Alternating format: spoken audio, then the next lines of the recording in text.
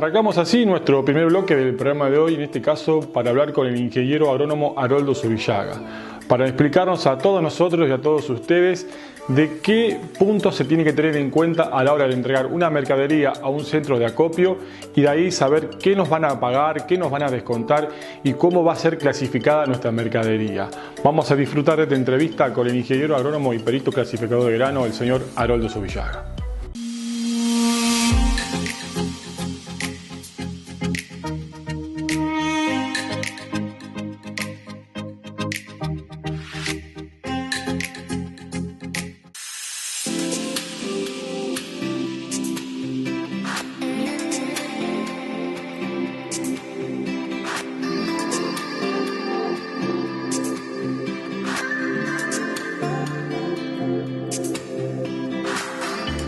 Todos los cultivos cuyos granos son objeto de negociación tienen una norma de calidad que regula justamente la comercialización de los mismos.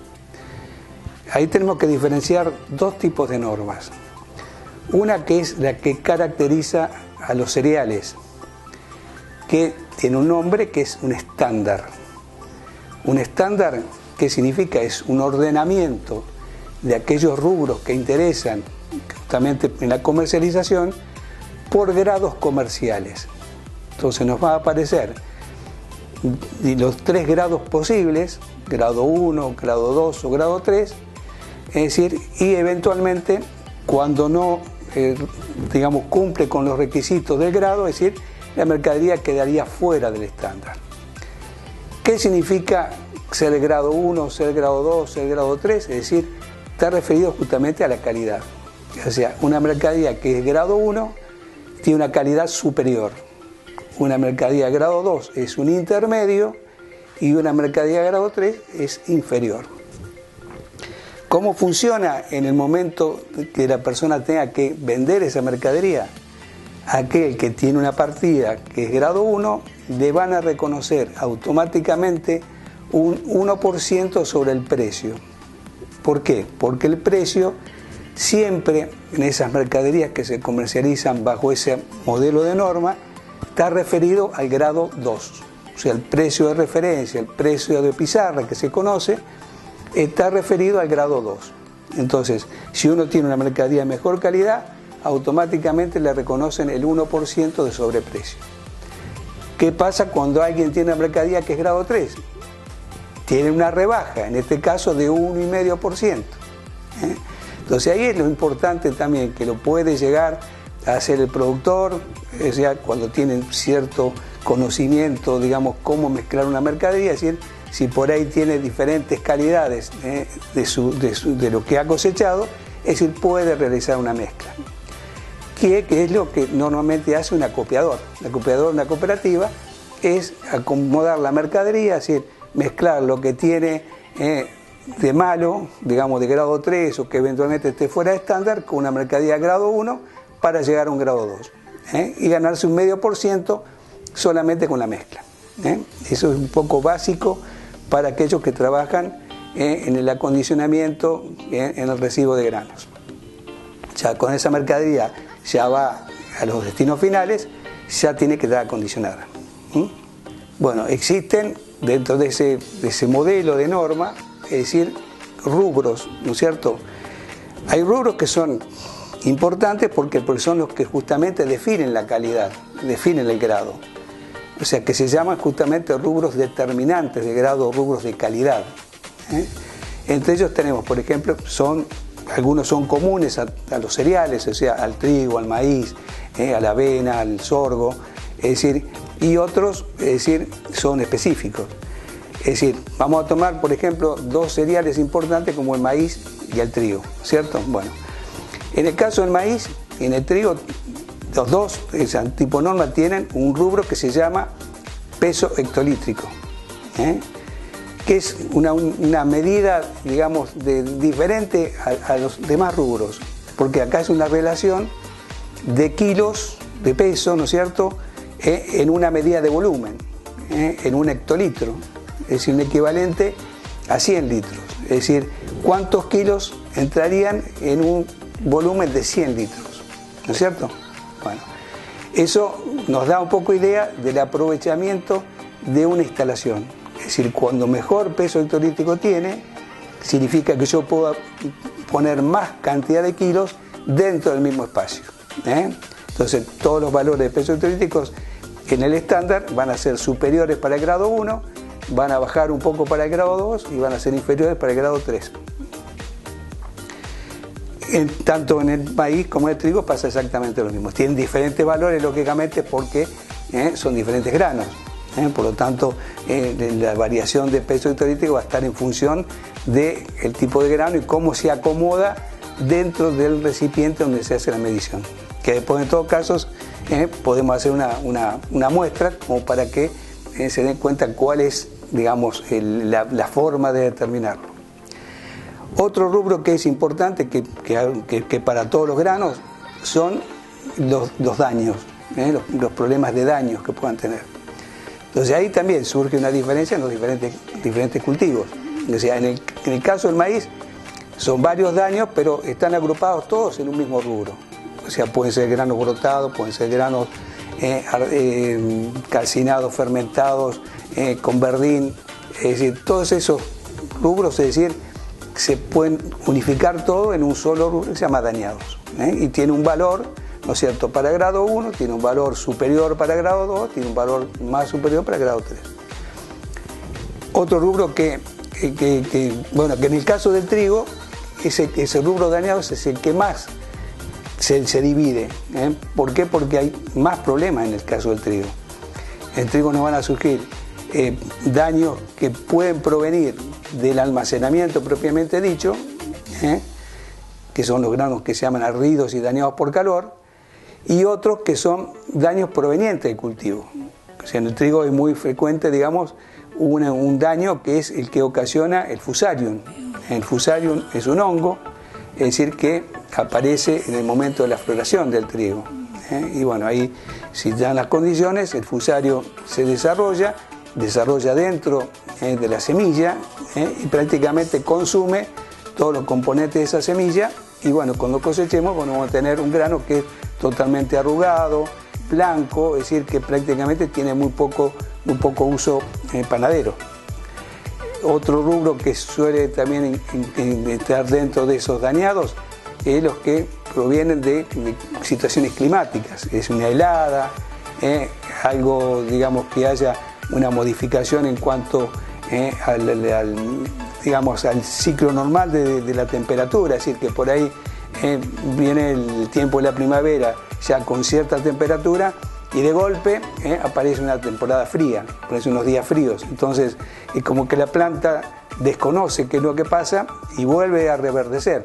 Entonces vuelven a aparecer macollos tardíos. Esos macollos tardíos no van a llegar nunca a término y por lo tanto va a dar un grano verde que está castigado.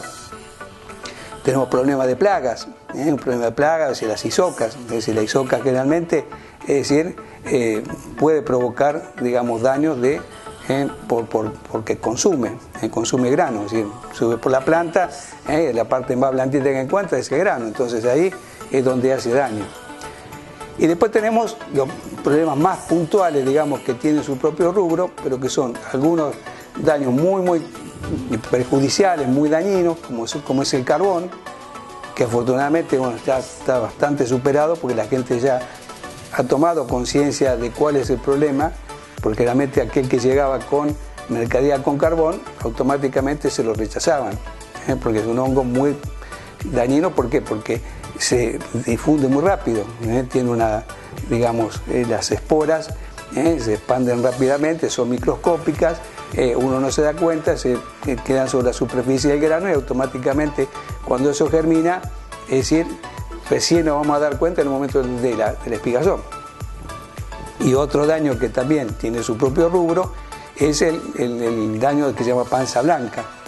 En panza blanca es un daño que normalmente no es peligroso, pero digamos castiga, cuando tiene un porcentaje alto castiga.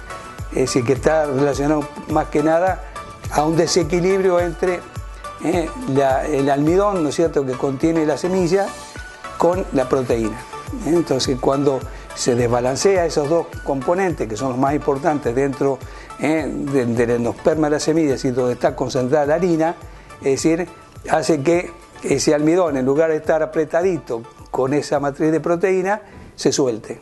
Y al soltarse da un color blanquecino, toda la parte lateral, la parte del vientre del grano, por eso se llama panza blanca. Esos rubros, bueno, tienen valores lógicamente diferentes, es decir, en el caso del carbono la tolerancia es mínima, en el caso de panza blanca tiene una tolerancia mucho mayor. Bueno, otros rubros que también incluyen como rubro de calidad son los granos quebrados, los granos quebrados. O sea, ¿qué se llama grano quebrado? O sea, para determinar el nivel de rotura que tiene el grano, hay una zaranda que es específica para cada grano. O sea, el maíz tiene su zaranda, el trigo tiene su zaranda, el sorgo tiene su zaranda. Es decir, que son con diferentes tamaños de orificio, con diferentes modelos, es decir, y todo lo que, cuando se zarandea la mercadería, todo lo que supera ese tamiz, digamos, eso que nosotros comúnmente llamamos zaranda, es decir, lo que queda en el fondo, es lo que se considera quebrado. Entonces, vamos a suponer un grano roto por la mitad. Ese no va a pasar la zaranda, va a quedar arriba. Ese no se considera quebrado. Se va a considerar solamente aquel que pasó un cuarto de grano o menos. En el caso del maíz, por ejemplo, el tamaño ronda los medio centímetros, que un poquito menos de medio centímetro. Entonces, todo lo que de tamaño ese que se rompe, es decir, ese sí va a pasar abajo y se considera quebrado. Que no es un daño importante, lógicamente, porque después si uno piensa que el uso que va a tener posteriormente como uso forrajero, es decir, lo va a tener que moler. Entonces, en el castigo posterior va a tener menos porcentaje de castigo que si fuera dañado. Y después el último rubro, que generalmente también acompaña casi todas las normas, es los componentes extraños, es decir, los cuerpos o materias extrañas a los que nosotros queremos comercializar. Entonces, es decir, todo lo que sea ajeno, así sea un grano que tenga valor comercial, es decir, va a ser una materia extraña. Si yo estoy comercializando trigo y tengo avena, la avena va a ser una materia extraña del trigo.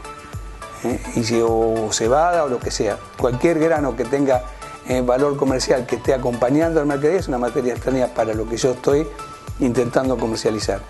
Como así también todos los materiales inertes que pueden estar acompañando, es impropios de la planta, envolturas, semillas de malezas, restos de plantas, o sea, cualquier otro material inerte o cualquier insecto que se haya muerto, incluso los insectos que son perjudiciales. O sea, puede haber, es decir, insectos perjudiciales que, como son los que atacan granos almacenados, que si están muertos es un cuerpo extraño. Pasa a ser un cuerpo extraño. Es decir, que no. Es decir, todo lo que sea ajeno es una materia extraña y bueno, tiene sus valores propios con sus tolerancias para cada grado. O sea, efectivamente, sí, el rubro, digamos, proteína, es un rubro que se incorporó mucho más tarde que lo que es el resto del estándar, es decir, va por separado porque es una determinación que se hace a través de aparato. Uno tiene que hacer con un aparato para determinar proteína, sacar el valor proteico que tienen las mercaderías. Eso tiene una base, ¿no es cierto?, de comercialización que es del 11%. Entonces, en los trigos, por ejemplo, que son de genética nacional, llamémosle, o sea, la genética que en nuestro país venía trabajando de hace muchos años, es decir, esos valores generalmente son superados, o sea, tienen valores proteicos por arriba del 11%. Entonces, todo ese valor que esté por arriba, es decir, cuando se comercializa, es decir, se va a bonificar, le van a dar un sobreprecio por la proteína que tiene de más. Los otros trigos, por ejemplo, los que se han incorporado más tarde, que es una genética francesa, es decir, el tema de los baguettes, famosos baguettes, es decir, tienen un contenido proteico menor. Entonces, pasa lo que normalmente ocurre en muchos casos, es decir, cuando logramos tener altos rendimientos, tenemos la calidad disminuye.